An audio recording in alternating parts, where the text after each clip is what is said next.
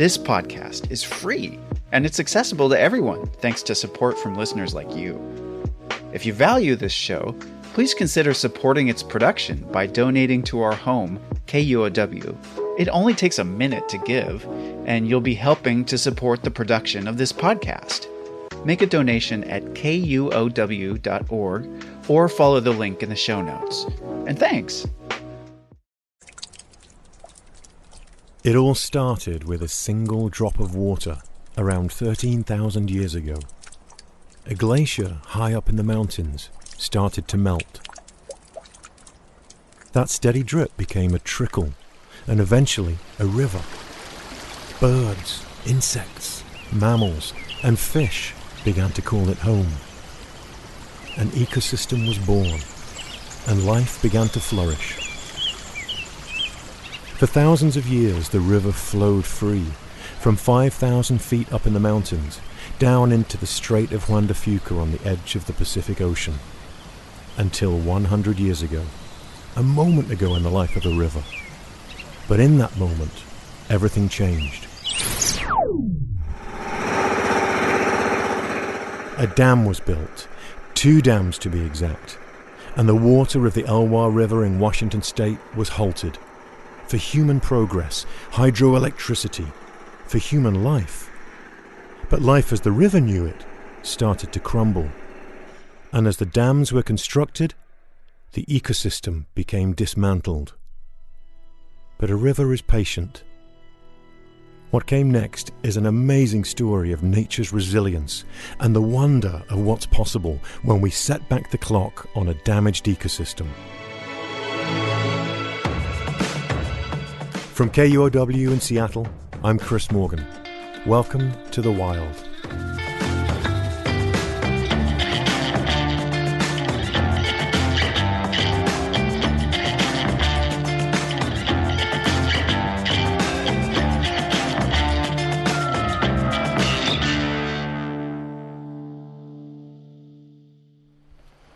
Oh, cool. Okay. I recognize it from the photographs. That's awesome. Right. So it would have been from that piece of land there to that piece there? Right. Standing at the end of a short hiking trail, only about a quarter of a mile from a parking lot, I'm squinting to see. You can still see a little bit of parts of the dam that they, just wasn't economically reasonable to remove. That's Sarah Creechbaum. She's the superintendent of Olympic National Park that the Elwha River runs through. She could have taken me anywhere in her park, but it's this spot she chose. 5 years ago, there was a dam right over there, and now it feels like hallowed ground for me, because that dam is no longer there, and nature is fighting its way back. But now they're getting a little bit overgrown with plants, which is, of course, what we want to have happen. Yeah. In the late 1800s, a Canadian entrepreneur arrived on the scene, Thomas Oldwell. And when he looked at the Elwha River, he saw a business opportunity. All that water rushing down the mountain was energy that he could harness and control by building a dam.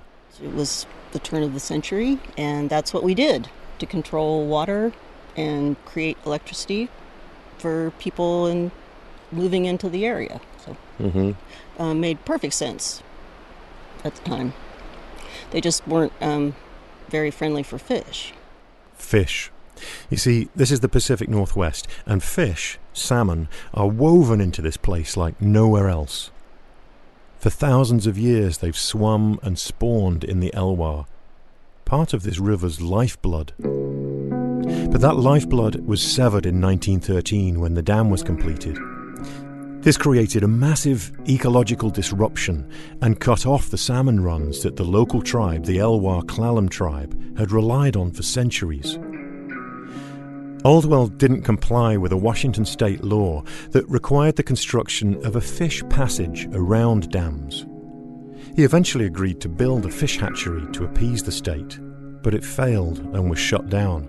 A second dam was built above the first in 1927. The dams provided power to communities around the Olympic Peninsula for about 100 years.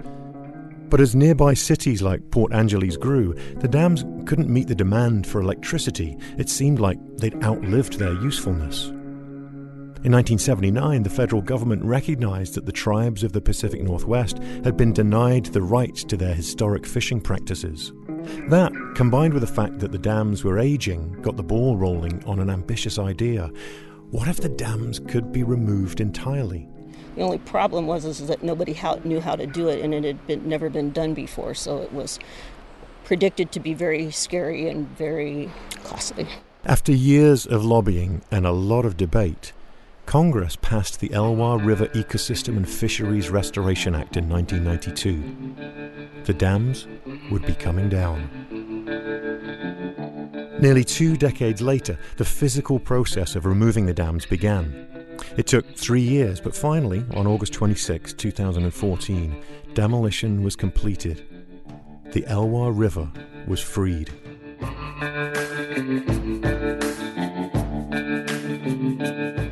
Suddenly, more than 70 river miles of pristine spawning habitat were available to the fish. The removal was the largest line-item construction project in the history of the National Park Service, $325 million. But looking at this site now, you wouldn't know that a giant concrete slab used to stand right here. It's just extraordinary to move back and forth in your mind between what was and what is now. I wish people could see the huge beaming smile that's on your face right now, yeah. This feels odd to me in such a wonderful way. It's strange but so thrilling to see something natural restored instead of destroyed. And for an ecologist like me, I'm dying to see what's happening, how this river's ecosystem is changing. That's sort of the fun part. It's like this big mystery, right? What's going to happen when the fish actually get up into the upper reaches, into some of the creeks, and they start to die, and different plants start to grow along the streams that give cover for different species that maybe haven't been there in our memories? What's going to happen when we have more black bears, say, coming down into the Elwha Valley?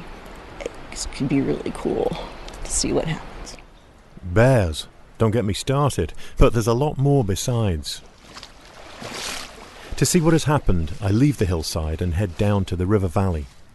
Time to get my boots wet. What we're setting up here is just kind of our fish processing station. This is George Pess. He's a fisheries biologist with the federal government. He's in his 60s with a hint of New York about his accent. What an amazing place you brought us to here. Yeah, it's beautiful, isn't it? It's like a little Shangri-La. Yeah, it's a pretty special place, that's for sure. I've met up with him on a rocky bank of a small tributary of the Elwha. There are tall coniferous trees all around us, and the sunlight is pouring through. It's shimmering off the water. George and a few other researchers he works with have been tracking juvenile fish in the river since the dam removal. If the fish are doing okay, there's hope for the whole ecosystem. The dams came down pretty dramatically. In the grand scheme of a river, it happened fast, a quick, physical change on the landscape. But biological, ecological changes, like with these fish, often take longer. So it takes several generations to actually see those changes.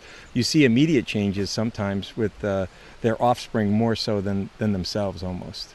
George and the young salmon are on the front line of the changes that are happening here.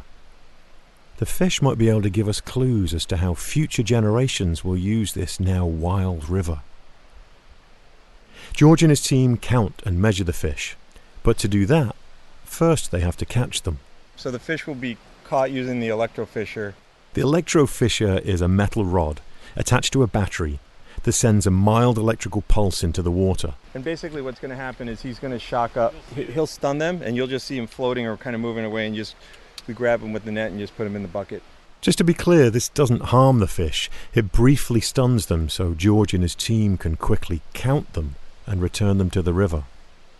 It's a system that's used a lot. George's colleague Mike McHenry steps into the water wearing a metal-framed backpack contraption. It looks like something out of a Ghostbusters movie. And it has what looks like a long grey tail trailing behind him. That's the ground wire. I know when I started my career, the shockers were extremely heavy. basically we're carrying a car battery around. Now they have lighter lithium batteries, but the process is still the same. We're all wearing waders with rubber boots on so we don't get shocked standing in the water. Seems like a small but important detail. 3 of us are holding poles with small dinner plate-sized nets on the end, and we flank Mike, who's standing in the middle of the water with his shocker. All right, so we got netters, we got buckets. Mike puts the metal rod into the water. It's about 3 feet long, and he pushes a button and it sends out an electric pulse. It makes a high-pitched sound. Out of the murky water, I start to see tiny fish float up. And try and dry the fish to you. Stunned but alive, laid out flat on their sides. Okay, so they don't surface, right? They could be under, yeah. They could be under there. And there's lots of algae for them to hide in. Yep. We're scooping up the fish as we go. Most of them are really small, only an inch or 2 long. Some of the more lively ones try to swim for cover in the silty leaves at the edge of the creek. Oh, big guy there. Mike, I think I'm going to turn you down a notch. Okay. Oh, is that one there? One right there, yeah. Yep, good eyes. Yeah, nice. Way to go. Soon there are dozens of them around us, skirting every which way. Wow, okay, they're coming in thick and fast now, aren't they? Yeah. I can't keep up with them, and my hand suddenly touches the top of the water. There you go. Oh yeah, I got a zap from the water then.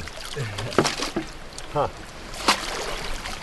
Another one out there, Chris. Got it. Right in front. Yep. After about 20 minutes of work and some minor electric shocks, we have over 200 fish in our bucket. Whew, most successful fishing trip I've ever had, that's for sure. And then they begin to count. KUOW 72. KUOW 72. 3.9. 3.9, no tag, no clip. KUOW 75. So the guys have brought the buckets full of young fish over to the table now, and they're processing them. So 4.8. they place them into this tub that's got sort of a liquid in there that anaesthetizes them a little bit, so they're easier to handle. And they weigh them, and you can hear Todd calling out the species, KUOW 71. KUOW 71. the length, 3.9. 3.9. and whether or not they've been tagged. 3.9, no tag, no clip. And then George is taking all the data down into a laptop. 3.6. Really amazing, efficient system they've got going on. KUOW 76. Heads down, methodical, 6.1. focused. 6.1, no tag, no clip. They do this over and over again, hundreds of times. They're at it for hours. KUOW 67. KUOW 67. They also take a tiny DNA sample from the tail, not much bigger than a pencil tip. A key bit of information that will be used to see where and how far up the river the fish go. KUOW 66. They count almost 400 fish in total for the entire day. KUOW 75. It's a bit of a surreal process. Shocking fish, catching them, counting them, releasing them. It isn't lost on George and his team. George equates this whole process to an alien abduction for the fish. Where another being is coming into your environment, stunning you, drugging you, taking something from you, putting something in you, and then releasing you back in your environment, and you have to tell everyone else that just happened and nobody believes you. You just... Whatever you say there. That's what you told your wife because you were at the bar. We know. Okay, back to business. KUOW 64. KUOW 64. 3.4. 3.4, no tag, no clip. And the fish are coming back. When the dams were in place, only about 500 to 2,000 Chinook salmon were returning each year. Now that number is about 7,500, up to 15 times more. For the lower Elwha Clallam tribe, salmon have always been an essential part of their livelihoods. To help bring salmon back to the Elwha, they placed hatchery-raised salmon in several of the tributaries connected to the river between where the dams used to be. Unlike farm-raised fish, hatchery salmon are raised specifically to be released back into the wild. In the first 2 years since the dams were removed, George and his team found that almost all the fish coming back to these areas to spawn were the offspring of those hatchery fish. But that's changing. Now what we're seeing is that less than half of them, or maybe even 2/3 of them, are not that. So in other words, those fish start to basically call that home and start to utilize those areas. Meaning new wild fish that were not born in the hatchery were coming back. They've rewilded themselves in some ways. Yes, absolutely. That's fascinating, and in just a short order as well. Within one generation, really. Yeah. Ah. It's pretty amazing because the life of a Chinook, a coho is, about 3 years, essentially 2 to 3 years. In other words, the coho salmon are learning quickly about the availability of all this new river habitat, that 70-mile stretch. So some of these stray fish, the ones that stray, are kind of the pioneers for their species, right, pushing on in. Absolutely. And really what's interesting, too, is that males will stray more than females because they're always looking for females. So really, it's when the females kind of establish areas, that's when things start to change. Coho 71. Coho 71. As with most wildlife species, it's the females that are most important. They're the ones that bring new life, after all. Then, as we're counting, we find something really special, a yearling Chinook salmon. Oh, that's so cool. This is a discovery that would have been very unlikely before the dam removal, and it all has to do with something known as life history strategy. Bear with me, I'm going to get all ecological on you for a moment. A life history strategy is an ecological term that basically refers to an animal's life cycle, how often it breeds, how it survives, and the pattern of its life.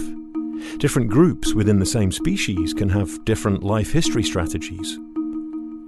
And now that the dams are gone, the river is seeing a reawakening of new life history strategies form, and the yearling Chinook is a perfect example of that. Before the dams were removed, young Chinook only had access to the lower reaches of the dam. The water was warmer, so typically they would hatch, spend 2 or 3 months in the river, and then head out to the ocean. But now, with access to the cooler, upper reaches of the Elwha, some Chinook are staying in the river longer. This allows them to grow slower and bigger. And it creates more diversity among the population, which means a better chance the population will remain strong. That's why this group was so excited to find a yearling Chinook in their count. George equates it to having a diverse financial portfolio. If you have a certain amount of money, you don't want everything to be in stocks. You want it to be in stocks and bonds and mutual funds and land, because any type of financial disturbance can affect you. So the stability comes from having that diversity, so that if stocks go down, bonds might go up, so your overall net is okay. It's the same thing with populations of animals. Other species along the Elwha are developing new life history strategies as well, like the American dipper.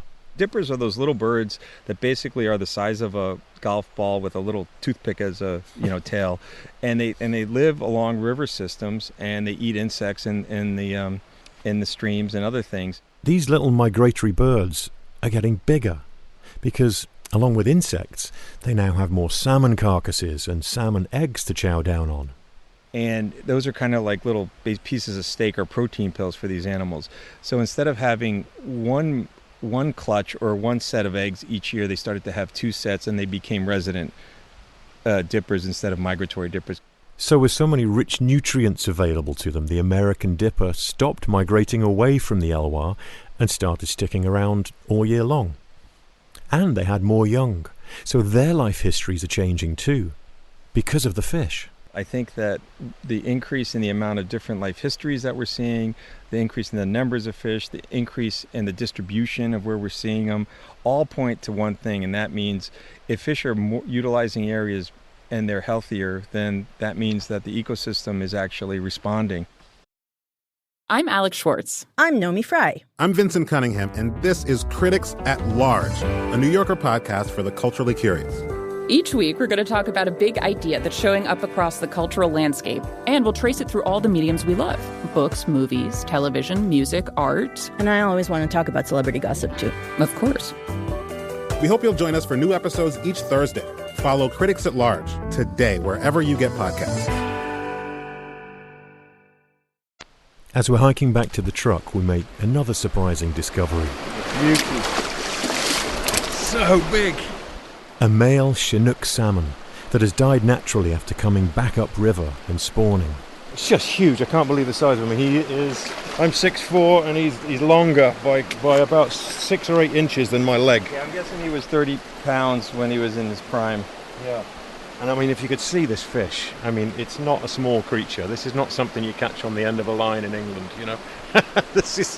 The dams were down by 2014, and in the life cycle of a Chinook, They return to the river from the ocean after 4 years on average. So if you do the math, this fish could have been the offspring of some of the first fish that had got up here in 2015, and this could be, basically one of the returns, one of the offspring from one of the original colonizers. It's amazing, right? So this is like this guy is on the frontier of bringing back the salmon population here, Could right? very well be. And one of the first ones, effectively. Yeah. This fish can be a sign that the system is working. It's a lesson that more often than not, we just need to get out of the way and let nature do her thing. These fish are doing what they're supposed to do. They've been doing it a long time, about 120 million years, so I think they know what to do. And over that time, over that 120 million years, they've become core to their ecosystem. Studies have shown that through the course of their life cycle, salmon benefit over 130 species of insects, birds, fish, and mammals. But for George, the power of this place goes way beyond just the science. What is it about this place that you love? Take your science hat off for a moment. Yeah, it's hard. It's I get emotional about it because boy, how do I put this?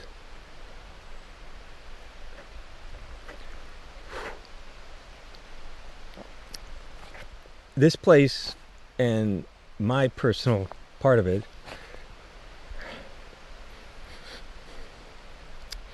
I always I equate this back to my childhood. I equate this back to something that I believe that's larger than us. It's a very humbling experience to see these large-scale things occur in front of you in your lifetime, and ultimately it brings me joy and happiness because that there's a plan, and I may be part of it, but there's so much more to it than us.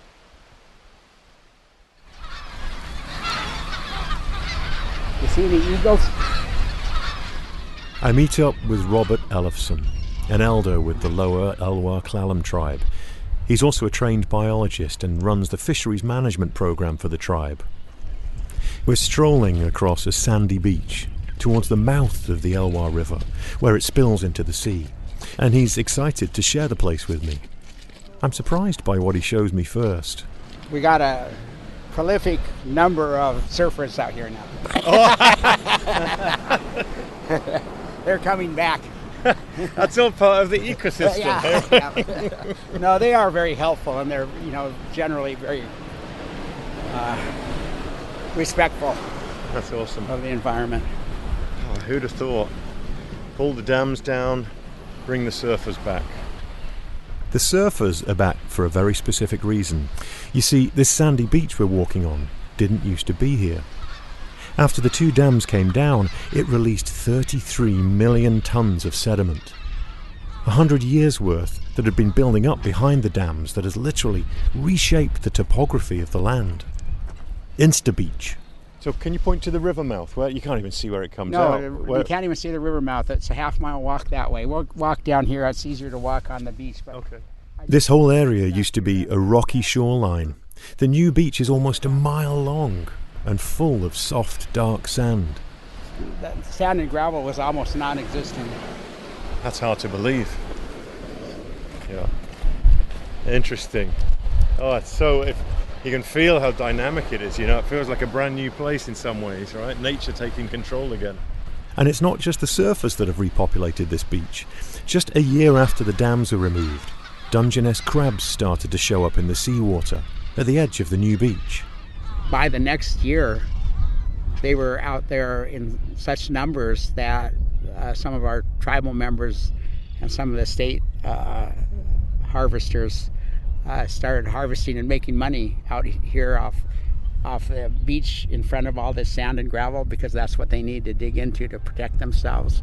They need it for protection against the hard currents out here and from predators. It's quite hard to get your head around that a liberated river can result in new habitat that saltwater crabs now call home.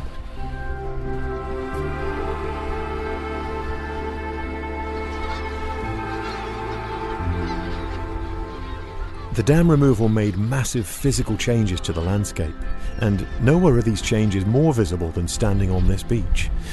All this change offers new ways for wildlife to live. The dipper doesn't need to leave to find food.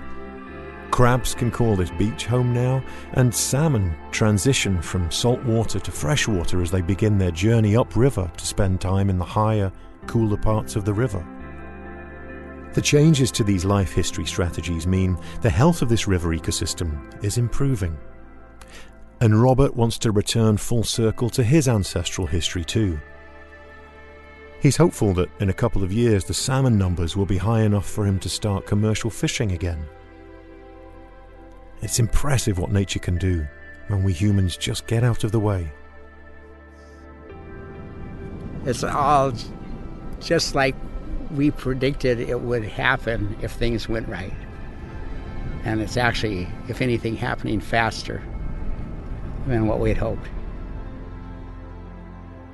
Hope.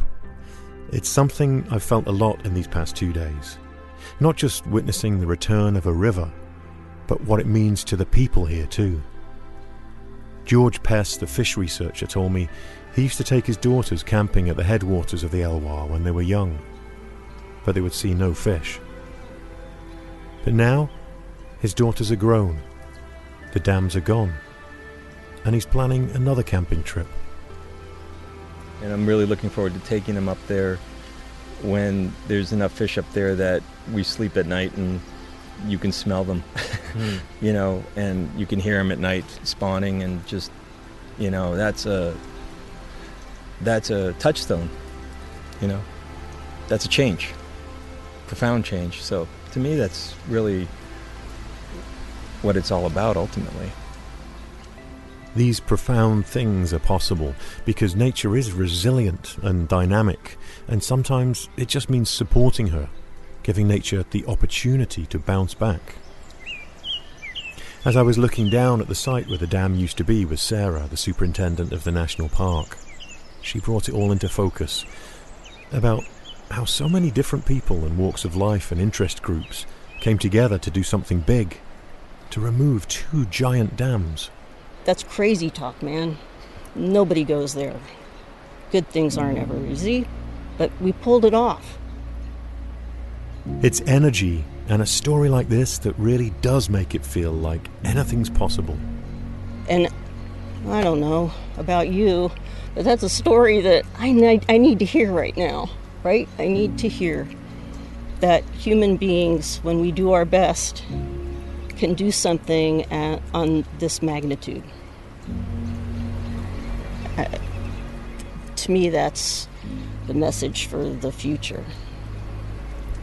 Am I allowed to hug you even though you're in uniform? That's just amazing. It's these wild places that ground us and bring us back to our human roots and what we're capable of. And from a drip in the mountains to a river set free, it's a story that'll unfold for hundreds of years to come as it follows the twists and turns in the life of a river and everything that it brings.